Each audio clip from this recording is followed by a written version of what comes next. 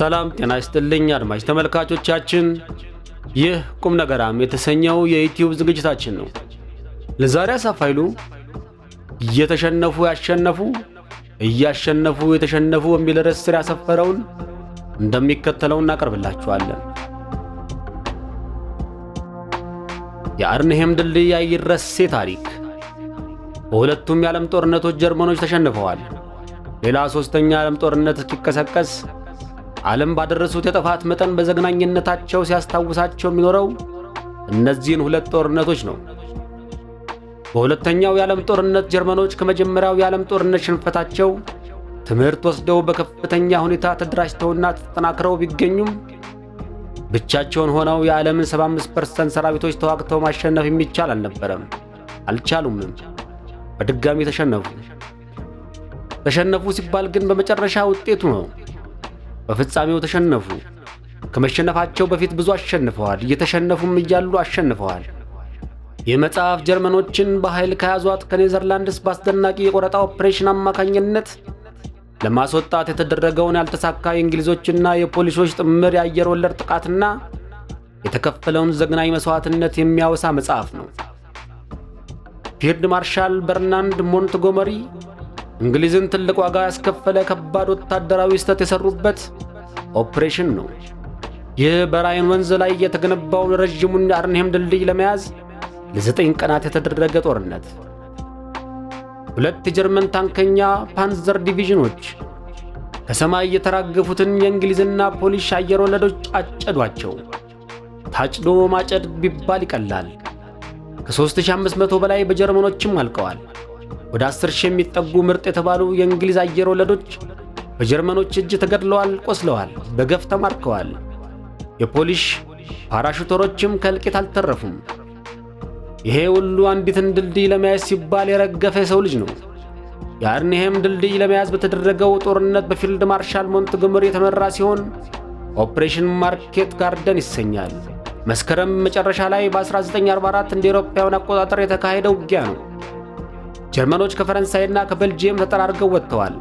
በወረራ ከያዟቸው የአውሮፓ ግዛቶች እየተሸነፉ እየለቀቁ ቀስ በቀስ የመጨረሻው የፍልሚያ ልሳነ ምድር ወደምትሆነው ወደ እናት ምድራቸው በማፈግፈግ ላይ ናቸው። ግን ዝም ብለው አይደለም የሚፈረጥጡት። በየቦታው ጠንካራ ምሽግ እየተከሉ ጠንካራ ውጊያ እያደረጉ እየተከላከሉ እያጠቁ የቻሉትን የጠላት ኃይል ገትረው ይዘው እያረገፉ ነው። ጀርመኖች ጋር ቀልድ የለም። እንዲህ ናቸው። ለያዙት ነገር የመጨረሻውን ደረጃ መስዋዕትነት ከፍለው ይረግፋሉ።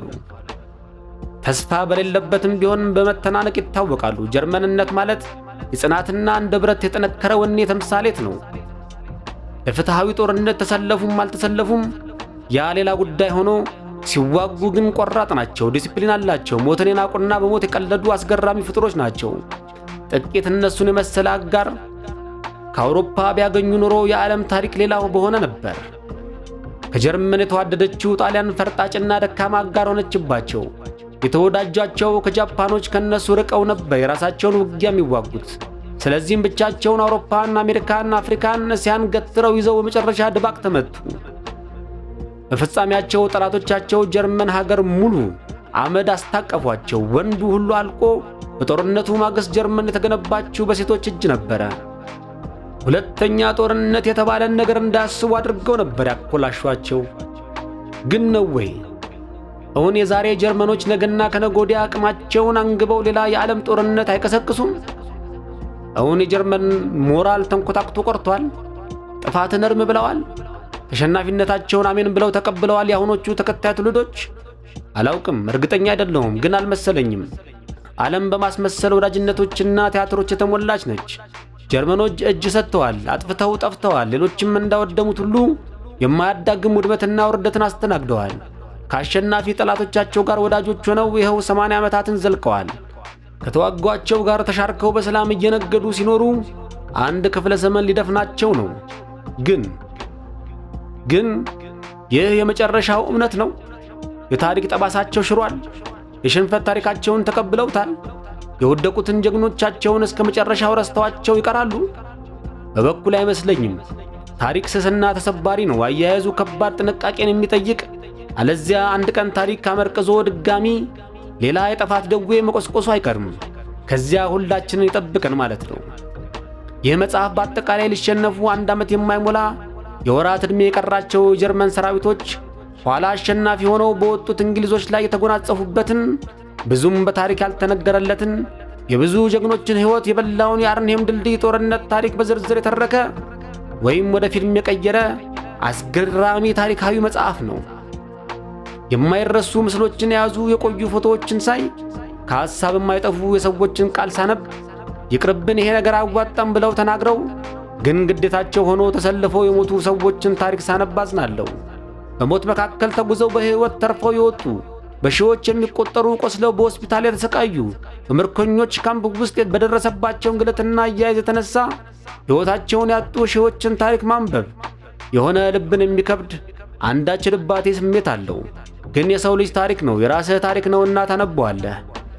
ይህ በባንዲራ ቀለሞች የተሸፈነ የብዙ ሺህ ጥለውት የወጡት ቤተሰብ ያላቸው እንደ ማንኛውም ሰው ሰላማዊ ኑሮ የሚመኙና የነበራቸው ወጣቶችና ጎልማሶች የመስዋዕትነትና የተጋድሎ ታሪክ ሁልጊዜም ሲታወስ የሚኖር ትራጂዲያዊ ታሪክ ነው። ብዙ ጊዜ እንዲህ አይነት ታሪኮችን አነብና ራሴን ደጋግሜ እጠይቃለሁ፣ ግን ጦርነቶች ወርዝ ያደርጋሉ? አሁን እነዚያ ሁሉ ሞቶች የግድ አስፈላጊ ናቸው ነበሩ ብዬ እጠይቃለሁ። እና ለመልሱ እቸገራለሁ። ጦርነት የሚባል ባይፈጠርስ እና ያ ሁሉ ከንቱ ሞት ቢቀር ምን ነበረበት እላለሁ። ያለመታደል ሆኖ ብዙ የሰው ልጆች ጦርነታዊ ሞት አስፈላጊ ሞት አይመስለኝም። ጦርነት የክፉ ነገሮች ሁሉ ክፉ ዕጣ ፈንታ ነው። በተለይ የማይተዋወቁ ወጣቶች ወዲህና ወዲያ የተለያዩ ቀለማትን በሚያውለበልቡ ባንዲራዎች ስር ተሰልፈው እነርሱ ባልፈጠሩት ነገርና ምክንያት የሚተላለቁበት አሳዛኝና ትርጉመ ቢስ የፍጻሜ ጉዞ ያሳዝነኛል። ግን ጦርነት ደግሞ ቢሸሹት የሚቀር ጉዳይ አይመስልም። በሕይወት ስትኖር የግድ ሸሽተህ የማታመልጠው አንዳንድ ነገር አለ መሰለኝ። ሞትን በሞት መጋፈጥ የሚጠይቁ አንዳንድ ከፍ ያለ ዋጋ ያላቸው የከበሩ ቃል ኪዳኖች አሉ። የግድ ለእነዚያ ውድ ነገሮች ስትል መጋፈጥ፣ መውጋት፣ መሞት ያለብህ አንዳንድ ነገሮች ሳይኖሩ አይቀሩም ቢሆን ነው እንጂ እላለሁ። በእርግጥ የሚሞትለትን የከበረ ነገር ማግኘትም ራሱ መታደል ይመስለኛል። ብዙዎቻችን እኮ ዋለን ኖረን ነው የምንሞተው። መተንፈስና መኖር ይለያያል እንደሚለው ታላቁ የአይሪሽ ብዕረኛ ኦስካር ዋይልድ። ብዙዎቻችን የምንኖርለትም የምንሞትለትም ዓላማ የለንም፣ አላገኘንም። እናትና አባታችንን ሳናማክር ራሳችንን ተወልደን እየተነፈስን አግኝተነዋል። ከነትንፋሻችን በመመላለስም እንቀጥላለን። የታደሉት ጥቂቶች በቆይታቸው ዓላማ ያገኛሉ። ብዙዎቻችን ግን በመተንፈስ ብቻ ኖረን አንድ ቀን ያለምንም ዓላማ ትንፋሻችን ያቆማል። በበኩሌ ዓላማንም በጊዜ አግኝቶ የሚኖሩለትንና የሚሞቱለትን ግብ አስቀምጦ መሞት መቻል መታደል ይመስለኛል። ምክንያቱም ከሞላ ጎደል እኔ ከሚተነፍሱት ነፍስ በዋለ ፈሰስ እንቶ ፈንቶ ነፍሶች መሃል አንዱ ነኝ። ብዙ ጊዜ ስንገላወድ እንጂ ስሄድ ራሴን ማላገኝ ብኩን ፍጡር ነኝ።